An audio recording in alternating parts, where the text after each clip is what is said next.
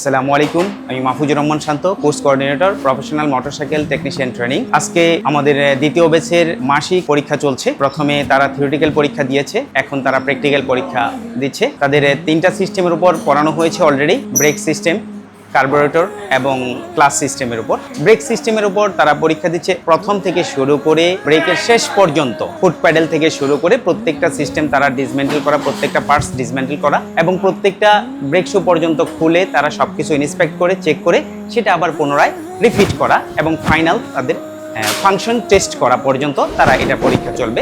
ঠিক ক্লাস সিস্টেমেরও পুরো class system, side cover থেকে শুরু করে ক্লাস প্লেট, ভিতরের স্প্রিং সব কিছু সিস্টেমেটিক্যালি তারা খুলবে এবং ভিতরের প্রত্যেকটা মেটাল প্লেট, ফ্রিকশন প্লেট সব কিছু চেক করবে, বাস্কেট, ইনার হাফ সব কিছু চেক করবে, চেক করে আবার পুনরায় রিপিট করবে এবং সবশেষে ফাংশনাল টেস্ট করবে। তারা টেস্টের পর এটার উপর ভিত্তি করে তাদের চূড়ান্ত মূল্যায়ন হবে। এই মূল্যায়ন তাদের যে চূড়ান্ত পরীক্ষা হবে সেটার উপর অ্যাডিং হবে মূল্যায়নটা।